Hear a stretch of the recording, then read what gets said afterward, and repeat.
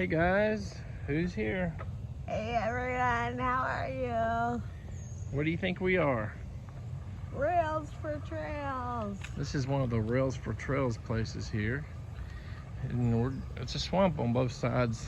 You know, at a certain section, they got like a drainage pipe and stuff where probably like most of the city's drainage comes down through various drainage systems, you know, that the railroad owns and stuff. And even though the tracks haven't been here for long, they just paved this like a couple months ago, right? Yeah, this is not long ago, but I think it's the last 6 months. So the railroad tracks here were here when I was a kid, but they've been gone probably 20 plus years or somewhere along that. And they're just now paving it. They got like better areas, I guess, more richety neighborhoods that they've kind of paved and set up for everybody. Look at here.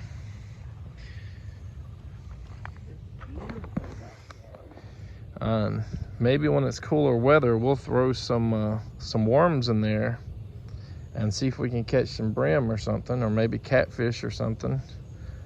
I don't know how deep that is. Probably not super deep, but there's hot areas here in the summer, and then there's like these like heavy patches of shade. And we got a little bit of a breeze today, so even though it's supposed to be 96, we got a little bit of a break here. And right now we're kind of in the full sun.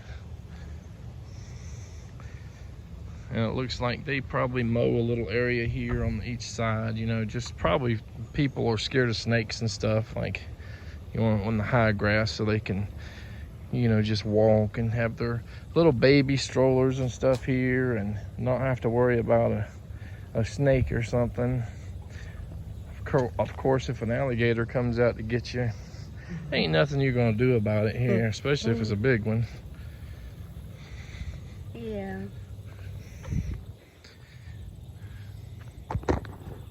See, I can barely see the screen because of the screen glare. There's some nice little plants and stuff in there. Haven't seen any alligators yet though. So yeah, in the fall or winter, this is going to be an awesome place to go. I think Natalie, the biggest problem is there's no good entry point for Natalie here, because on the main highway there's no bike lane, there's no sidewalk, there's curves, and even though it's a 30-mile zone, people go like 60-70 miles an hour through this zone. That's some big dog fennel there. That dog fennel there is probably 8 or 9 foot tall, which is pretty high for dog fennel.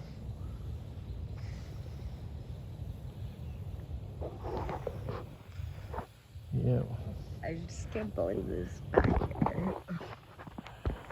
We're stopped in a little shady area, which is a little bit cooler. You got all kinds of oak trees, pine trees. What else we got here? We're just kind of getting on the border of the swamp here. It's kind of getting higher land. See the hills and stuff up there. And they got the people, I guess, down there working on it, because they always have trees and stuff falling down all the time, so they got to come constantly and maintain the trail. And I don't know how long that's going to last. It might be just a few years, and then they say, oh, we don't have the funds or budget for it, and then just let it rot. But I don't know what's going to happen. So for now, we're just going to kind of enjoy it as it is, and maybe one day we'll take a really long trip and see how far the battery will take you, right? Yeah, I want to see how far my shell will go exactly, like, because normally when I'm on pavement, like, it goes way better than, like, if we're at home. Yeah. And I'm, like, going through the yard, then it's, like, dead in no time. Yeah, and I was talking about possibly putting some kind of fishing pole mounts on the back of her chair. I don't know how to do it. There's probably ways to do that. They have to sit low so they don't go like 20 foot in the air, but that would be something neat to do. I smell the fishiness. Yeah, I was up here yesterday, and me and Junior walked to that bridge, and I said, I smell fish. I smell the fishiness in here. There has to be fish in here. Most likely there's mud cats. There's probably some other catfish. What do you call it? Gambusia, which most people just call minnows, little tiny fish, mosquito fish, and probably various types of brim. There could be other stuff, little needle fish or something, and crawdads obviously, and probably dragonfly larvae, which are always kind of fun to catch. Although I doubt you're going to catch that stuff on a fishing pole. I mean, sometimes a crawdad would like snap a bait because they'll eat a worm or anything, right? So they'll grab with their claw on the hook. Sometimes you might reel them in, just like a turtle might grab it too. And a lot of times you get big turtles that just snap your lines because they're too heavy for your line. And back in the shade again. Obviously, there's some kind of private property there for fence. I don't know who would want to fence in, just a swamp, unless they're growing marijuana or something over there. Who knows? Or they might have a moonshine still there somewhere in the woods. Got plenty of water, but I don't know if it's free flowing all the time in cool water. Now we're about to come back out to civilization, I guess, in a few minutes. Back in the shade again. And you enjoying your little mini adventure? Yes, I love it. We need to get Natalie's fishing license, and Mike can like mount like a fishing rod that just sticks on her arm. So you see the float dangling, or if you're doing it without a float and doing catfish bottom fishing, see the top of the thing start bending, the rod start bending. She could just grab it, or I could grab it. And you gonna eat some catfish if we catch them?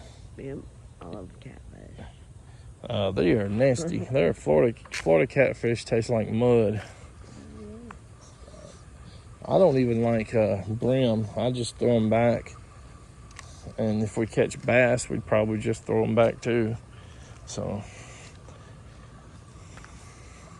you never know what you're going to find here. People release koi and goldfish and everything in these swamps too, or they have them in their private ponds, and then we get a flood and it floods out into the swamp and all that good stuff. All right, thanks guys. Thanks guys. Thanks guys. Don't forget to like this video, subscribe to my channel.